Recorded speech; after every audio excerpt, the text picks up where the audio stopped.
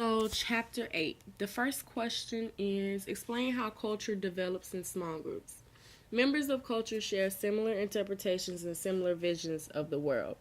Those similarities and interpretations represent evidence in culture practices performed by group link between communication and culture. Is not unidirectional. The symbols we use, both verbal and nonverbal, arise from the cultures in which we are born from, and our personal and group identities cannot be separated from the cultures in which we immerse. We learn about culture through obvious sources like our family, friends, teachers, and religious organizations. And we also learn about culture through folk tales, legends, myths, art, and mass media.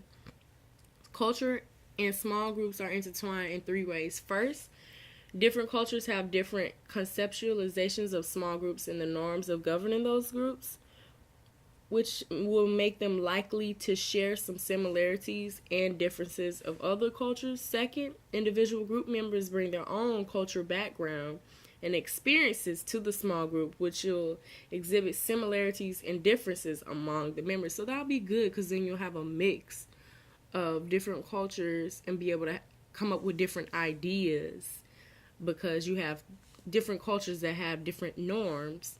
Third, each small group will develop its own distinctive culture, evidence and norms and interactions, language used, stories told, rituals observed, and practices followed.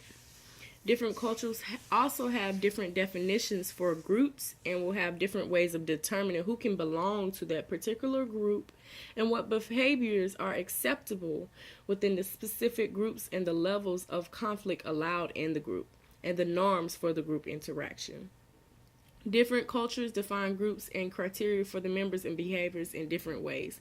Western cultures, such as the dominant U.S. culture, are grounded on individualistic orientation and prioritize the needs for the individual above the needs from the group. Individual goals, individual identity, individual needs, the personal autonomy, and features of the individual orientation.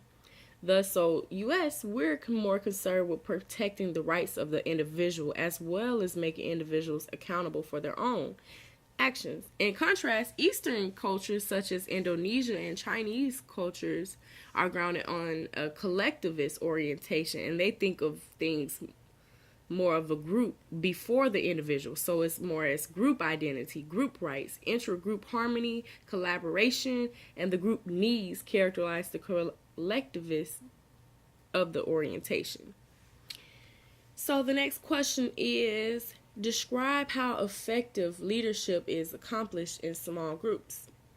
So, first, leadership is a group role that associates with a high status position and may be formally or informally recognized by the group members. Leadership is a complex of beliefs, communication patterns, and behaviors that influence the functioning group and move a group toward the completion of its task. A person in the leadership role may provide little or no poor leadership. Likewise, a person who is not recognized as a leader in title can also provide excellent leadership. So, with that being said, leadership is established because either one, they've grown into it or taken or been given that leadership position. And for example, we have kings, queens, and military leaders that are put into place sometimes because they are said to be approved by God to lead the people, like in some cultures that still have like kings and queens. And leaders back in the day were believed to be divine in some way because they thought they were born to be a leader. Today, many of our leaders are elected or appointed to the position of power, but most of them have already accumulated much experience in the leadership roles. Some leaders are well respected, some are feared, and some are hated. So, being able to step up and take that position as a leader is a very crucial role because now everything of the group falls onto the leader, how the leader how the leader directed their group.